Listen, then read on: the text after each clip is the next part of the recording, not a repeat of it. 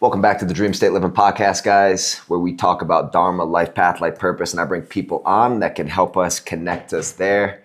And we just have open, fun conversations today. We got the man, Luke Klatke. I've known Luke for probably 4 years now. And it's been a pleasure. We've lived together for some time. We've done business together. We've traveled the world together, and we're actually here recording this live from Peru. Wanted to talk about an interesting topic today. You had brought up to me yesterday that you're thinking of starting your own podcast, and I thought that was cool. I love when people just find creativity, something that they're passionate about, and they pursue it. And I see not a lot of people taking action on that because of maybe fear or judgment. So kind of break down to us what it is that this podcast is going to be about, what you want to talk about. And I think it'd be cool if we kind of just open format that today and go from there. For sure. Yeah. Thanks, Ethan. Thanks for having me.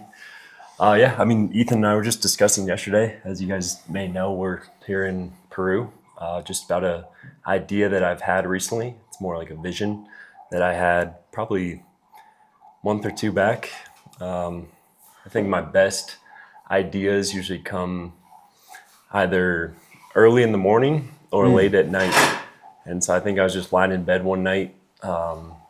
It's a question that you had asked a long time ago as being part of your mastermind is, what is like a passion project or what's something unique about you that you can develop and bring out and use to help other people?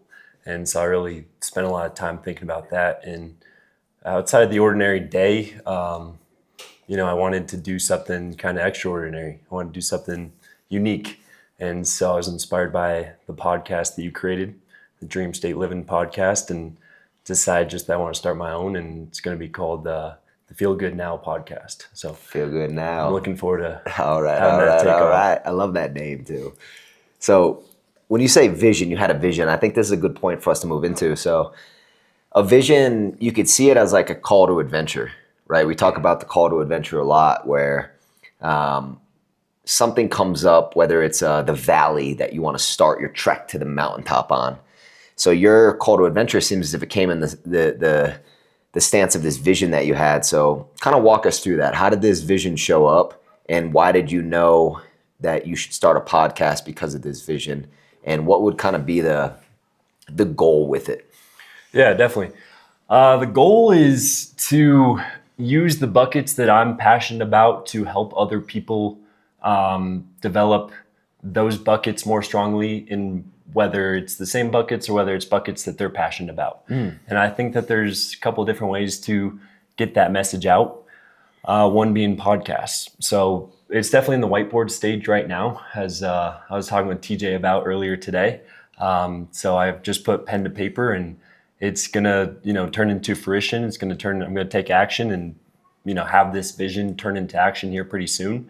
But as of now, it's in the whiteboard stage. And I want to essentially bring on guests, bring on people who I can be a host to, and end every conversation that I have with them, just picking their brain, learning from them on what they do to feel good now.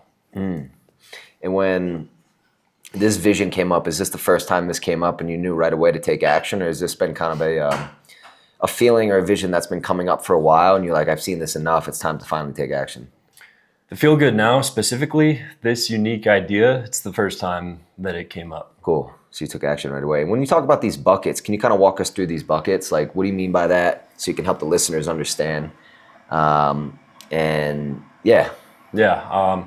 4 of them. So there's 4 buckets. One being travel, second being fitness, third being business, and then 4th being relationships. So relationships with other people. But I think what's most important is just, as you say, the relationship with thyself. I remember you texted me a while ago and you go, bro, whenever you say know thyself, it cracks me up. That's good. So we got travel, fitness, business, and then relationships. If we could just kind of walk us through, let's go into those one by one. So travel, what do you mean by that? Like being a bucket, and why is it important? That's a good question.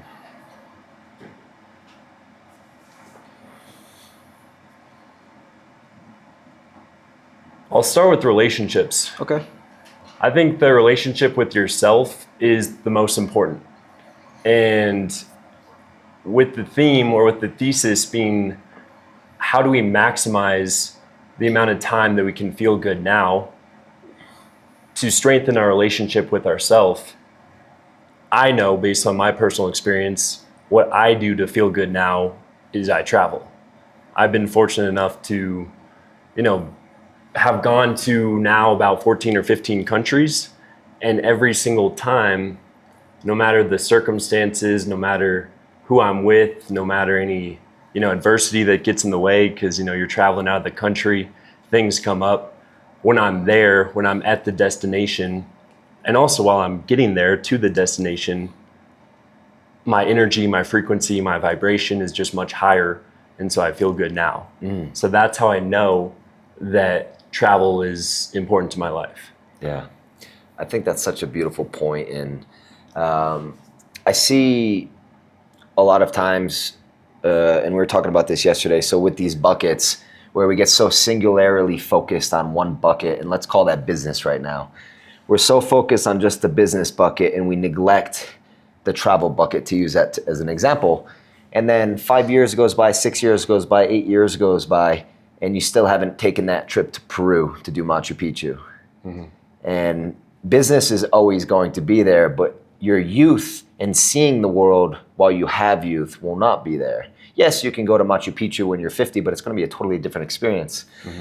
And I love that travel bucket because I believe travel curates wisdom. And it makes us more humble, and it makes us have more gratitude, and it'll make us more effective in all these other buckets when we can pour into that bucket. We said it yesterday. Being here in Peru, yes, you're not in the business right now. I'm sure the business is working. Like, the people are working in the business. You're probably seeing the group text messages, which I know those days.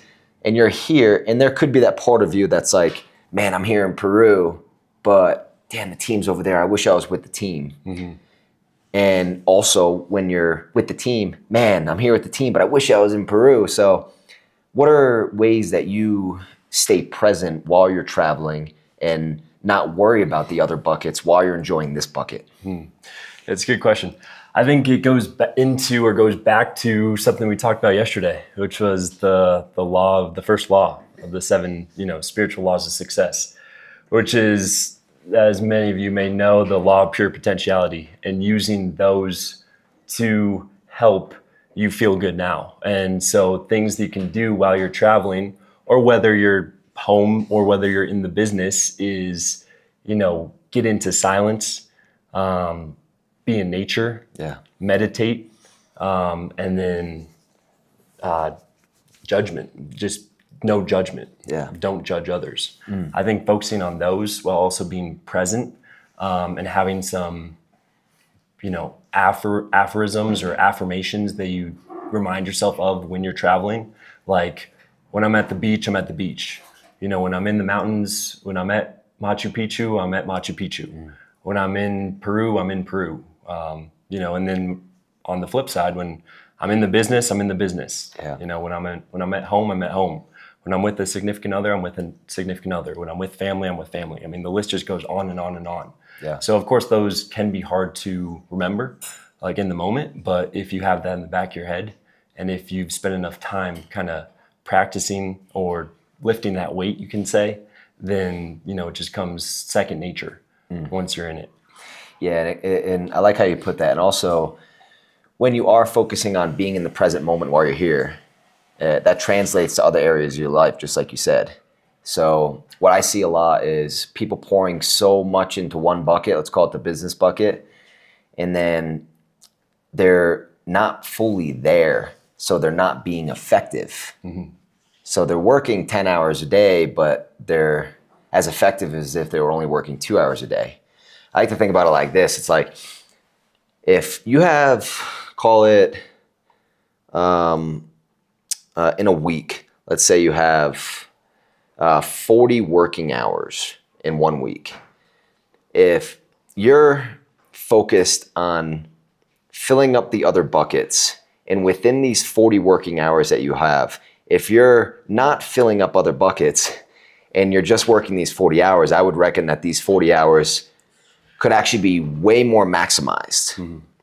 But if you're intentionally pouring into other buckets, and then while you're in these 40 hours, you're fully in them. Mm-hmm. You're fully productive, but also massively effective. Then you're just gonna have a better life because those 40 hours compound over time and you're more effective within those 40 hours. Mm-hmm. What I see often, which will kind of bring this together, is it's like you have your sales manager or whatever. It's like, no man, nose to the grindstone. You just need to bust your ass and work for 60, 70 hours a week. That's what the top producers do, right? Mm-hmm. But what I've seen is the most effective people that will last a long time in the game do the things that Luke is talking about. Pour into all these other buckets so they can be more effective for the long term. So I really like how you put that. Now, we talked about the travel bucket. Another bucket would be fitness, which, you know, I can get down on that. So we get after it when we're on these retreats, which is great. Come to DreamState Retreats, motherfuckers. So we get after it on these retreats. So while you're pouring into these other buckets, while you're busy in your life, while you're traveling, while you're in the business, how do you make it a point to stay true to this fitness bucket, and why is it important? I mean, fitness is right up there with your relationship with yourself.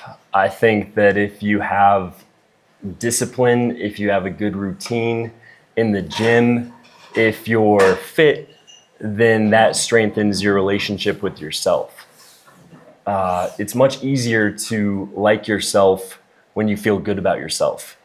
And I believe that fitness makes you feel better about yourself. So if you're just the type of person that works out every single day, whether you're in Peru or whether you're in Vietnam or whether you're in Texas, you're gonna get the workout in. And as we're doing here, you know, we're getting multiple workouts in a day. I just got done with the massage, one of the best massages in my life, because you know, we're getting after it so hard that you got to take care of your body. You got to recover. Yeah. Oh man, I love that. It's so funny too. Just hitting a pull-up bar in Vietnam and just getting after it. Yeah. And when you're in the business, like, because you do these blitz models, which I'd be curious to get into for the listeners. Mm-hmm. You get into these blitz models and you guys go like 2 weeks on and you're going really hard. Mm-hmm. Is it easy to lose routine while you're in those, or how important is it for you to stay true to your fitness routine while you're in those blitz models? Yeah, that's a good question. I think the easiest like metaphor I could use, or the easiest like comparison I could use to it, is like the priming meditation with like Tony Robbins. You're going to be much more effective in the business if you take the time before you enter the business to get in tune with yourself. So that's the same thing with fitness. You're going to be much more effective whether you're working 12 hours a day, 9 a.m. to 9 p.m., which is what we do sometimes on these blitz models. You're going to be much more effective if you took the time to wake up early and get an hour workout in before you start working at 9 a.m. I think we all have, you know, no matter how busy we are, whether we're working 4 hours, 8 hours, 12 hours, 16 hours in a day, we all have an hour to spare where we can, if we like fitness, if we're the type of person that is into fitness, we all have an hour to spend towards that bucket. Yeah.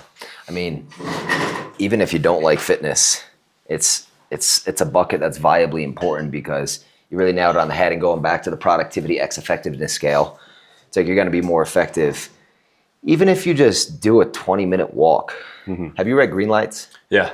You know, in that in Green Lights, McConaughey is talking about ways that you can pour into this bucket, which I really love this book. If you guys haven't read Green Lights, listen to it. It's him reading it. And he's talking about a list of all these ways that you can get fitness.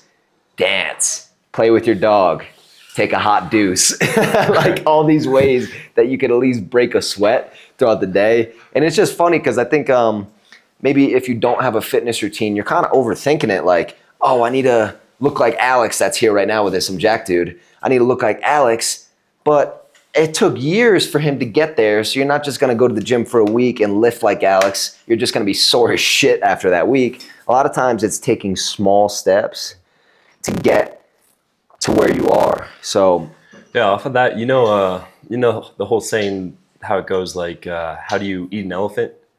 yeah, one bite at a time. Yeah. Same thing with fitness. Yeah. You don't have to be a hero. You don't have to, get there overnight. Yeah. But if you take steps, step by step, eventually you'll get there. 100%. And I guess we were talking a little bit, gracias. And we were talking a little bit about the business bucket, but let's kind of tap into that. And while we're on this bucket, if you could kind of let us know like what it is that you do, because I think even here at the retreat, there's some people that don't really understand what it is that you do. So kind of walk us through that. And I know a lot of people that listen text me and they're younger and they're also maybe not so happy with the career that they're in. And I know that you guys are always looking for people to come and be a part of these blitzes and to learn the game, that which is sales. Mm-hmm. So if you could kind of talk about what it is that you do, why it's important to fill that business bucket, mm-hmm. and then how a listener can get involved and make some serious bread with you. Mm-hmm. Yeah, for sure. I mean, in short, what we do is currently I manage, train, lead a team of sales professionals in the solar space. Co-lead, co-manage, co-train along with, a lot of other top men and women in the solar industry. I mean, I've been very fortunate enough to have made a lot of good connections through the solar industry. I mean, it's how I met you. It's how I met Jacob. Little context, I got a master's degree. You got a fucking master's degree? Yeah, I got a master's degree in economics. I thought I'd be working, in finance. I went to school in New York. I thought I'd be working on Wall Street or working like for some economic think tank in Washington, D.C. Graduated in 2021 during COVID, was, taking some interviews virtual. I wasn't getting accepted to a lot of jobs just because not a lot of companies were hiring at the time, and also just wasn't that excited about the jobs I was applying for. Yeah. And so I had a close friend, shout out Coltrane Charzenko, if he's watching this, he's still in the solar industry as well, he's a dog, who was doing solar in Arizona. I knew I didn't want to go to Arizona, it was too hot. I was seeing the way that he was living. I knew I wanted to go to California. Asked him, if he knew of any people in solar out there. He put me in touch with Chance. As we know, was out in California for about 2.5 years, came back to Colorado, spent a year there, met this company, met Melissa Romiza, who's another top dog in the solar industry. And then we were doing an office model in Colorado for about 6 months. It was good, but then we transitioned to a new market, which was Texas. Shout out Texas. I'm currently in Dallas, blitzing. We've also blitzed in Houston, where, as you mentioned, we go 2 weeks on, 2 weeks off, but we also have the opportunity to, if you'd like to work with us 365 days out of the year, we have that opportunity as well. We always have a team blitzing in the market. But they can just come to like one blitz? Mm-hmm. Okay. Yeah, they could come to one blitz. They could try it out. They could check it out. But what we do is we get a group of like-minded individuals. Usually it's anywhere from about 20 to 50 people. Throw them up in Airbnbs, pay for their housing, pay for their food, set the expectation that, this is the work schedule. These are the expectation when it comes to doors knocked, people that you got to talk to. If you hit these metrics, if you put in the inputs, you'll see these type of outputs. And so we have people walking away from these blitzes with anywhere from 6 to 12 to 18 deals in a 2-week period. As you know, the average commission on that is 5 figures, on one deal, you can make that. So what's the math on that? So 10, 12K off one deal. So you can walk away with, if you get 5, 6 deals, you can walk away with 50 to 60K paid out in commission, in 12 days. How do you guys motivate people to not just come to like 2 blitzes and then just fuck off the rest of the year? Because if you can make 80K in 2 blitzes and then just fuck off, like, why wouldn't I do that? Yeah, that's a good point. 80K may be a little bit high on the higher end. Of course, there's some fall off, but let's say they make 50. They have a 50K month. Is it like the culture? Like people want to come back and get into that culture? Is it the I'd say it's the lifestyle too. I'd say it's the opportunity to be your own boss. I think is one of the biggest things. That goes along with culture as well. We're not going to micromanage you. We're not going to babysit you. We're all adults here. We know what we got to do. And also just the friendships and the bonds that you develop during those 2 weeks. I think that's a big thing that makes you want to come back. Mikey Cavalieri, he was the one who introduced me to these buckets back in, I'd say, about 2022, 2023. And he mentioned how the easiest way for him to remember it was 4 B's, which was business, body, brains, and then bonds. Bonds is relationships. I think the relationships that you have with yourself are actually even more important, but almost the relationships that you have with others is almost as important as the relationship that you have with yourself. So if you find that you really like the people that you're doing life with, that you're working with, that you're traveling with, you're just going to want to keep coming back. That's ultimately the reason why I'm here with you today. I had such a good time on the last mastermind in Colombia that I, could have said no, could have declined. But now I want to just keep coming back. Yeah, I love that. That makes total sense. I appreciate you answering like that.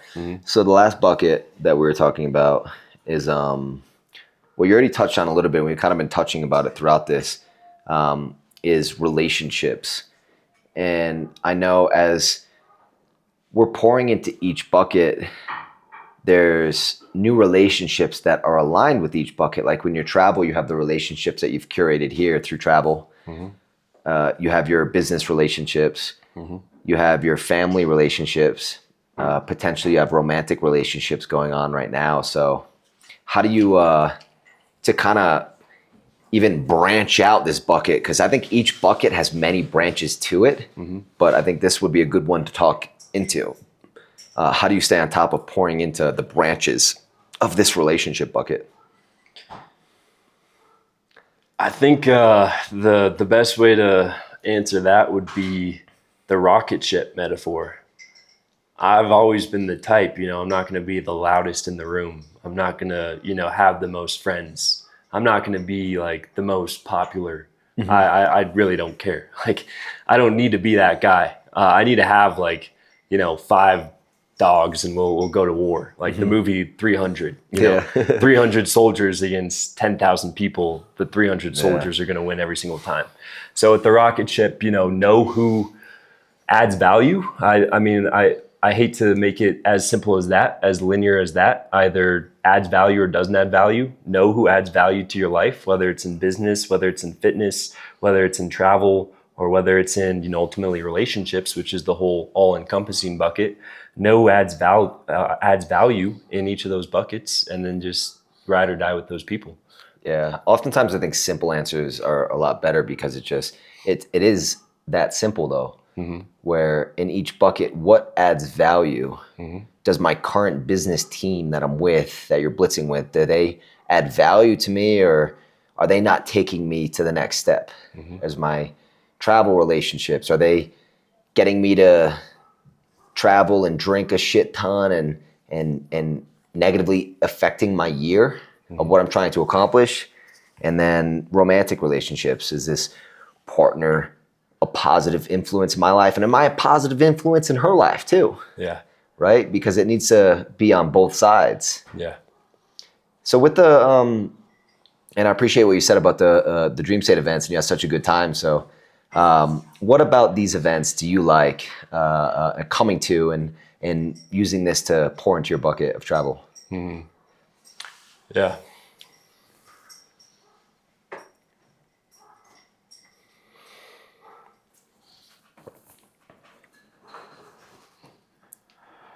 I think the easiest way to answer that would be doing things that other people wouldn't do. That's what you cultivate here with these events. Not many people would go, what's this town called? Alabama? Urubamba. Ulubamba? Yeah. Not many people go to Ulubamba, Peru, and stay in a Airbnb and wake up at 6 a.m. and get a workout in. Not many people would, hike Machu Picchu. It's not many people would spend 3 to 5 hours every single day, back to back to back days, like we've been doing, masterminding on, ways to get better. And so since I've found that, I don't want to leave that, I want to seek discomfort. I think there's a lot more on the other side of discomfort than there is on the other side of comfort. That was an awesome answer. Thank you. And I couldn't agree more. And when someone's thinking about this event, when they're thinking about vacation and they're like, oh, you guys are masterminding for 3 to 5 hours a day. To some people listening, maybe that doesn't sound like vacation to them. I mean, what would you say to that?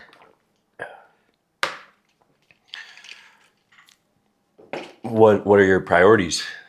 Are your priorities going on vacation and getting wasted with people that you are from your hometown or friends from college? If that's your priority, great. If that's not, but you keep going to that environment, seek other people, seek other environments. Because if you continue to do that and hang out with those same 5 people, you'll be a product of those 5 people.